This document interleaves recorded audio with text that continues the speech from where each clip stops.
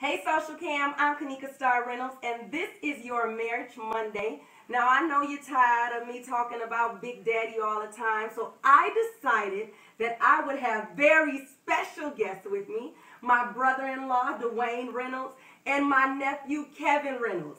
2 generations of successful marriages, okay? And so you're in for a treat. I'm going to talk to Dwayne first.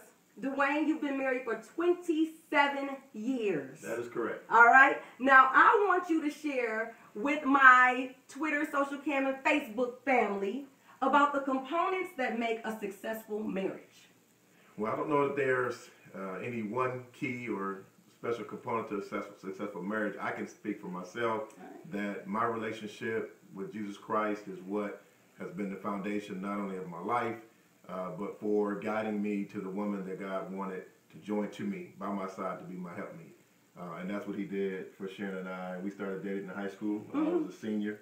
I grew up So she's your high school sweetheart? She is my high school. She's still my high school sweetheart. I love it! Good stuff! Hey, you're going to get your turn soon. But yeah, that's my girlfriend. But no, we dated in high school. I was a senior going to City High School here in Grand Rapids, and she was a junior at Union. And we had a Black History class at the junior college at JC. Okay. And I met her in Black History class, and was very attracted to her in every way that a young man could be attracted to a young lady. And we started, going together, boyfriend, girlfriend. And but after I graduated high school, I went straight to the military, and of course she had to finish her senior year. We broke up before I graduated high school, and but we broke up. But I had told her one time, and this is our story, and in our Black History class we were talking about families and children and so forth, and Sharon and I were in the class, we were having a discussion, and I said, she said something about, I'm not having no children. And I said, well, if you're going to be with me, you're going to have some kids. All right.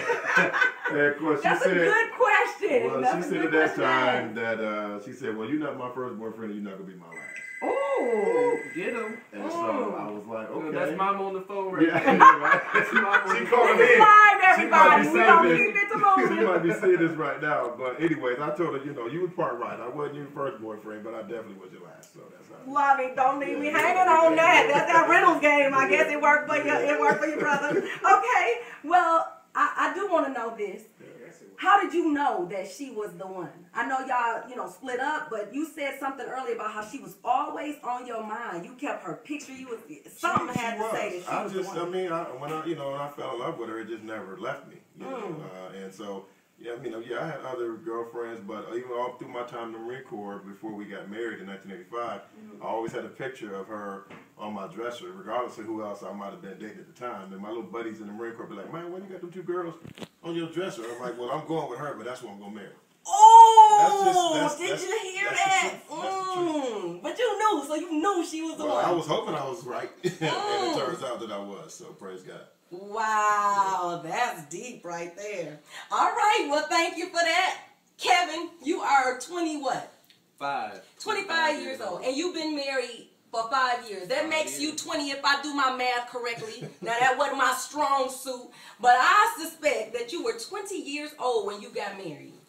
Yep. Now, take us through this experience. How has it been being a 20-year-old husband? That's a great responsibility. It is. And most people give me the, you're 25 and you've been married and how long you've been together. And my wife is my high school sweetheart as well. We started dating in 11th grade. And because I heard old man talking about how he told mom, you're going to be my wife, going to have my children, and I guess it seeped into my brain, and I said the same thing. It's funny, there was a girl that I knew growing up, and one day she came up and confessed her love to me. She was cute and, she was nice, but my wife now, I was in a class with her, and I saw her every day, but I never really, I never thought about her like that. But when this other girl came up, something just clicked, and I knew that I wanted to be with my wife. Wow. So I sent a note through her friend, because I was shy a little bit,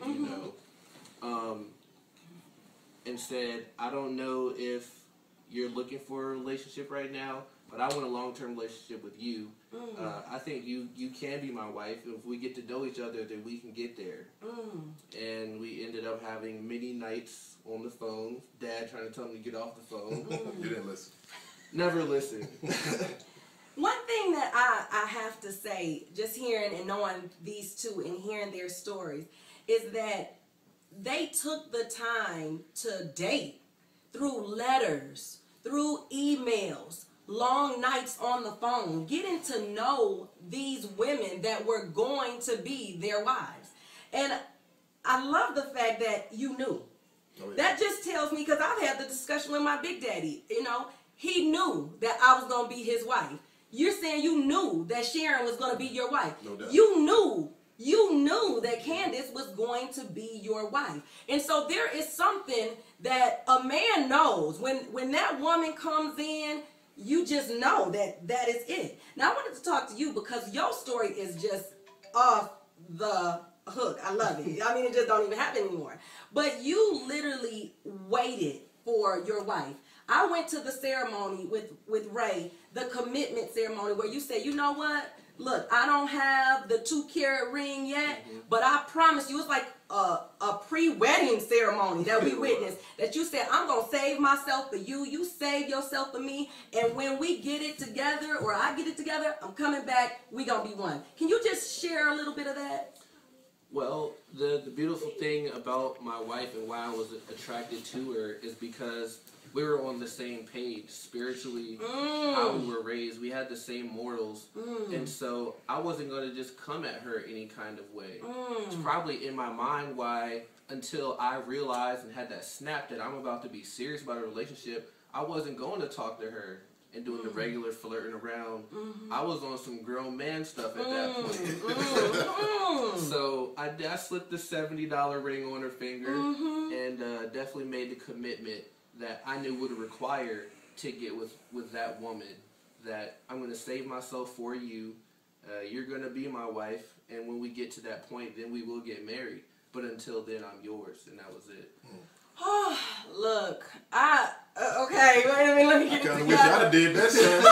You all did it, but you stepped it up, son. I want each and every one of you parents out there that have daughters to play this over and over and over again, because she was pure, she was committed to God, she was virtuous. You know, one thing that I know is that in relationships we carry baggage of the past with us. You got to deal with when you've been with somebody and they've been with somebody, y'all all been together. But in this relationship, it's all pure, where God can just truly work that thing out. So what I'm getting from all of this is there are, first of all, still young people who are looking for that right relationship with God so that they can be the husband that they, you know, are called to be. But they need some young women and some young girls to be pure and love themselves enough to know that if you do what you're to do, God will bring that mate to you. The word says a man that finds a wife finds a good thing. But we have to let our young women know you don't have to sleep with everybody to get attention.